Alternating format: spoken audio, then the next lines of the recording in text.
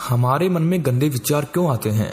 हम नहीं चाहते पर फिर भी हमारे मन में गंदे विचार आते रहते हैं। लेकिन क्यों? मन ही हमारा सबसे बड़ा दोस्त है और मन ही हमारा सबसे बड़ा शत्रु है। जब हम अपने मन के हिसाब से चलते हैं तो मन हमें भटका देता है, और जब हम मन को संतुलित कर लेते हैं तो हम अपनी जिंदगी में सब कुछ पा लेते हैं। हम हमारे मन में आने वाले गंदे विचारों को रोकने की कोशिश करते हैं, पर जितना हम रोकते हैं उतने ही ये विचार हमारे अंदर प्रवेश करते जाते हैं। आप जिस चीज से जितना दूर भागोगे उतना ही वो चीज आपको अपने पास लाएगी। इसीलिए उस चीज से भागो मत, उस पर संतुलन कायम करो। एक बार एक युवक गौतम बुद्ध के पास आया और गौतम बुद्ध से बोला कि हे बुद्ध, मेरे मन में इतने गंदे विचार क्यों आते हैं? मैं नहीं चाहता कि मेरे मन में गंदे विचार आए, पर मेरे मन में हमेशा काम वासना के विचार चलते रहते हैं और मैं इनके बारे में सोच सोचकर बहुत परेशान हूँ। मेरी ऊर्जा और समय ये सब सोचने में ही नष्ट हो जाता है, और इन सब के विचारों की वजह से मैं कभी भी शांत नहीं रह पाता और मैं हमेशा ही स्त्रियों को देखकर मोहित हो जाता हूँ, अपने आप को रोक ही नहीं पाता। बुद्ध मुस्कुराए और उन्होंने उस युवक से पूछा, क्या तुम्हें पता है ये काम वासना होती क्या है?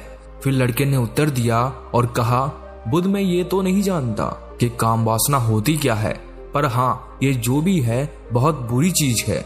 फिर बुद्ध ने उस युवक से कहा कि सबसे पहले तो तुम्हें ये समझना है कि प्राकृतिक रूप से जो भी चीजें हमारे अंदर है वो बुरी नहीं है। हमारे जीवन में उसकी कुछ ना कुछ जरूरत है। वासना कोई बुरी बात नहीं है, ये तो हमारे मन की एक भावना है जो हमें किसी न किसी चीज की कमी का एहसास करवाती है, और फिर हम उस चीज को पाने के लिए उस चीज की तरफ आकर्षित हो जाते हैं। जैसे अगर तुम्हारे पास धन की कमी है तो तुम में धन पाने की वासना उत्पन्न हो जाएगी। तो वासना कुछ और नहीं, बस एक प्रकार की कमी है जो कि एक प्रकार की जरूरत का एहसास है, और जब ये जरूरत शारीरिक हो तो हम इसे काम वासना कह देते हैं। युवक ने गौतम बुद्ध को कहा कि बुद्ध, मुझे काम वासना का मतलब तो समझ में आ गया, पर आप मुझे ये बताइए कि ये आती कहाँ से है, कैसे आती है ये? गौतम बुद्ध ने कहा कि काम वासना कहीं से आती नहीं है, ये तो हमारे अंदर ही होती है, और इसका होना तो जरूरी भी है, तभी तो मानव जाति का विस्तार होगा। युवक ने कहा, जब ये हमारे अंदर ही है और जरूरी भी है तो फिर लोग इसे गलत क्यों बोलते हैं?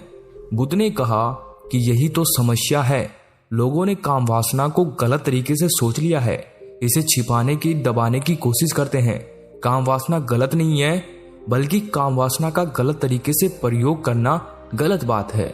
लोग जिससे प्रेम करते हैं बस उसी के लिए जीने लग जाते हैं, उसे पाना ही अपना लक्ष्य बना लेते हैं और उसी के बारे में हमेशा सोचते रहते हैं, पर यह सब गलत है। बुद्ध ने युवक से कहा, क्या तुम्हें पता है जानवरों में भी काम वासना होती है? युवक ने उत्तर दिया, हाँ बुद्ध, जानवरों में भी काम वासना होती है, क्योंकि जानवर भी तो आखिर अपनी पीढ़ी को आगे बढ़ाएंगे। बुद्ध ने कहा, तो फिर हम जानवरों की काम वासना को गलत क्यों नहीं कहते? युवक ने कहा, मुझे नहीं पता महात्मा, आप ही मुझे बताइए। गौतम बुद्ध ने कहा कि जानवर अपनी काम वासना का प्रयोग आनंद प्राप्ति के लिए नहीं करते, वो तो सिर्फ संतान उत्पन्न करने के लिए काम वासना का उपयोग करते हैं। जानवरों को प्रकृति ने इतनी समझ नहीं दी कि वो काम वासना को अपने सुख का आधार बना सके, जबकि मनुष्य अपनी समझ के बलबूते पर प्रकृति में पाई जाने वाली प्रत्येक वस्तु को अपने सुख के लिए प्रयोग करता है। हम इंसानों ने ही काम वासना को अपने सुख का साधन बना लिया है, जबकि प्रकृति ने तो हमें अपने वंश को आगे बढ़ाने के लिए दिया था, लेकिन इंसानों ने इसे अपने जीवन का परम लक्ष्य बना रखा है, और इस तरह से काम वासना का बेलगाम हो जाना गलत है। युवक ने बुद्ध से पूछा, महात्मा जी, ये काम वासना हम पर हावी क्यों होती है, क्यों ये बेलगाम हो जाती है? तब गौतम बुद्ध ने कहा कि सुनो, अब जो मैं तुम्हें बताऊंगा उसे तुम ध्यान पूर्वक सुनना। काम वासना का सारा खेल तुम्हें समझ आ जाएगा, तुम्हें तुम्हारे सारे सवालों का जवाब मिल जाएगा, बस तुम्हें ध्यान से सुनकर समझना है। फिर गौतम बुद्ध युवक को बताना शुरू करते हैं कि एक बार की बात है, एक आश्रम में गुरु और उनके शिष्य रहा करते थे। शिष्य रोजाना आश्रम के बाहर स्थित गांवों में भिक्षा लेने के लिए जाते थे। उस आश्रम का एक शिष्य जिस गांव में भिक्षा लेने जाता था, उस रास्ते में एक नदी पड़ती थी। वो शिष्य रोज उसी रास्ते से भिक्षा लेने जाता था। एक दिन उस शिष्य ने देखा कि एक लड़का पेड़ के पीछे छिपा है। वो शिष्य उस लड़के के पास गया और उससे जाकर बोला, भाई तुम इस पेड़ के पीछे छिपकर क्या देख रहे हो? लड़के ने कहा, अरे तुझे नहीं दिख रहा क्या कि मैं क्या देख रहा हूँ? तब शिष्य ने नदी की तरफ देखा तो वहां पर कुछ लड़कियां पानी भर रही थी। वो लड़कियां 14-15 साल की होगी। तब शिष्य ने उस लड़के से कहा, अरे भाई वहां पर तो लड़कियां पानी भर रही है, इसमें छिपकर देखने वाली क्या बात है? तब वो लड़का शिष्य की तरफ देखकर उससे कहता है, अरे पागल तुम्हें दिखाई नहीं दे रहा क्या कि कैसे ये परियां नदी से पानी निकाल रही है? जरा उनकी अदाओं को तो देखो, उनके कोमल शरीर को देखो, उनकी पतली कमर मटके को उठाते समय बल खाती है और उनके बाल उनकी कमर पर कैसे लहरा रहे हैं, मानो सुंदरता बिखरी पड़ी हो। शिष्य ने फिर नदी की तरफ देखा और इस बार वो शिष्य देखता ही चला गया। अभी तक तो उसे कुछ भी नजर नहीं आ रहा था और वो बिल्कुल निर्भय था। उसे किसी भी बात का कोई डर नहीं था। लेकिन अब वो छिपने लगा और उन लड़कियों को देखने लगा जैसे उसने कोई अपराध कर दिया हो। और जब वो छिपकर उन लड़कियों को देख रहा था तभी वो अचानक अंदर से कांप गया और उसने कहा कि ये मैं क्या कर रहा हूँ? मैं जो कर रहा हूँ वो सही नहीं है, मुझे यहाँ से चले जाना चाहिए। और फिर वो जल्दी से वहां से चला गया। वो आश्रम पहुंच जाता है। आश्रम जाकर वो अपने कार्यों में लग गया। लेकिन जो अभी वो देखकर आया था वही उसकी आंखों के सामने बार बार आ रहा था। उसके मन में वही दृश्य चल रहा था। उसका मन वही सब कुछ देखने के लिए ललायित हो रहा था। उसका किसी भी काम में मन नहीं लग रहा था। सुबह होते ही वो रोज जल्दी ही भिक्षा के लिए आश्रम से निकल जाता और उस नदी के पास वाले वृक्ष के पास जाता जहाँ पर वो लड़का पहले से मौजूद रहता था। उसके साथ मिलकर लड़कियों को छुप छुप कर देखता था। अब उस शिष्य रोज ही ऐसा करने लग गया। ये उसके रोज का काम हो गया। अब उस शिष्य का मन किसी भी काम में नहीं लगता था। वो हमेशा ही किसी न किसी प्रकार के विचार में उलझा रहता। वो आश्रम के कार्यों को भी ठीक ढंग से नहीं कर पा रहा था। ना वो ठीक से सो पाता था, ना वो ठीक से खाना खा पाता था। उसका मन बेचैन सा रहता था। उसका मन बार बार उन लड़कियों के सौंदर्य को देखने के लिए ललायित हो उठता था। जब गुरु भिक्षा देते तब भी उस शिष्य का मन कहीं और विचारों में खोया रहता था। गुरु ने अपने शिष्य की इन हरकतों को भांप लिया था। तब एक दिन गुरु ने शिष्य को अपने पास बुलाया और कहा कि आज से मैं भी तुम्हारे साथ भिक्षा मांगने चलूंगा। तुम और मैं साथ साथ भिक्षा मांगने चलेंगे। तभी शिष्य ने गुरु को मना करते हुए बोला, नहीं गुरुदेव, आप परेशान क्यों हो रहे हो? मैं अकेला ही ठीक से भिक्षा मांग सकता हूँ। गुरु ने शिष्य से कहा कि ठीक है, तुम अकेले ही भिक्षा मांगने जाओ। शिष्य तुरंत वहां से भिक्षा मांगने के लिए निकल गया। शिष्य को जाने के बाद गुरु भी आश्रम से निकल गए और शिष्य का पीछा करने लगे कि वो कहाँ जाता है, किससे मिलता है। ये सब देखने के लिए उसके पीछे पीछे चलने लगे। थोड़ी दूर जाने के बाद गुरु ने देखा कि उनका शिष्य एक लड़के के साथ एक पेड़ के पीछे अपराधी की तरह छिपा हुआ है और छिपकर कुछ देख रहा था। गुरु भी अपने शिष्य के पीछे जाकर खड़े हो गए कि आखिर उनका शिष्य ऐसा क्या देख रहा है जिसे देखने के लिए वो पेड़ के पीछे अपराधियों की तरह छिपा पड़ा है। गुरु ने देखा कि उनका शिष्य पेड़ के पीछे छुपकर लड़कियों को देख रहा था जो कि नदी से पानी भर रही थी। तभी गुरु ने शिष्य को कहा कि शिष्य, क्या तुम इन लड़कियों से भी भिक्षा लोगे? अपने गुरु की आवाज सुनकर वो शिष्य घबरा गया और उसके पसीने छूटने लगे। वो थर थर कांपने लगा जैसे किसी चोर को चोरी करते समय रंगे हाथों पकड़ लिया हो।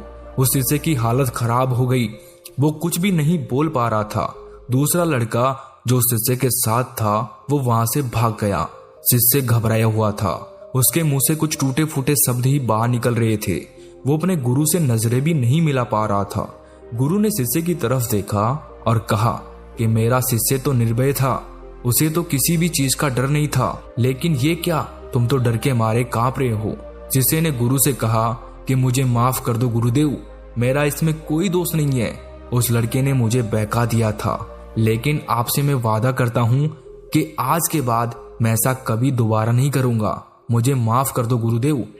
गुरु ने शिष्य से कहा कि कोई बात नहीं, पर इस बात का तुम ध्यान रखना कि हम जैसी संगति करते हैं वैसा ही फल हमें प्राप्त होता है। हम जैसी संगति करते हैं उसके विचार हमारे अंदर प्रवेश करते हैं। इसीलिए अच्छी संगति करो जिससे तुम्हारे अंदर अच्छे विचारों का प्रवेश हो।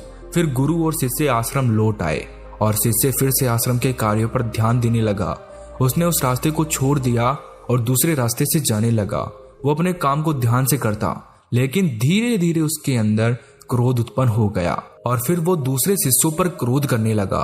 वो बेचैन रहने लग गया। अब वो सही समय पर भोजन भी नहीं करता था। वो भोजन भी बहुत कम खाता था।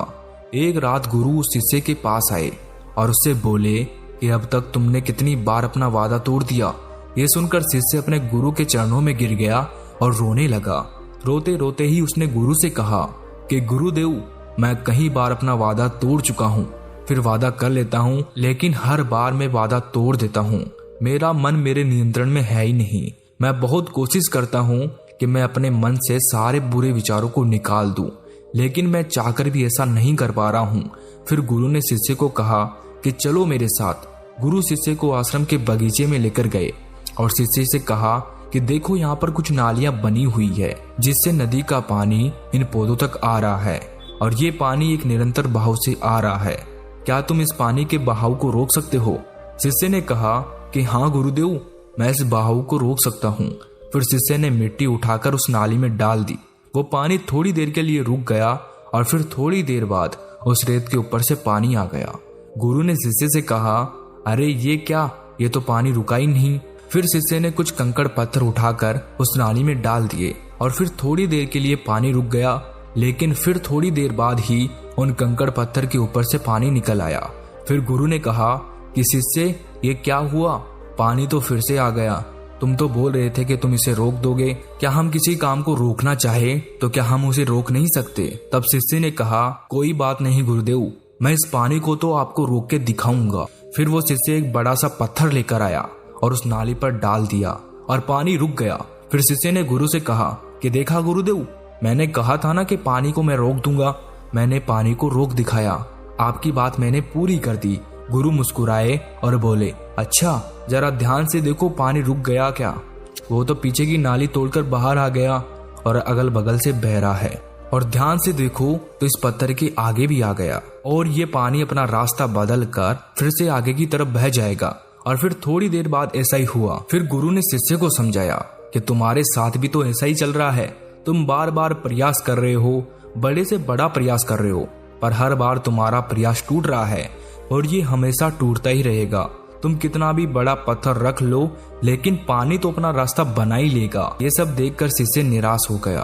फिर शिष्य ने गुरु से कहा कि हे गुरुदेव, क्या कोई तरीका नहीं है जिससे मैं इन गंदे विचारों से बाहर निकल सकूं? और ये मेरे मन में आए ही नहीं।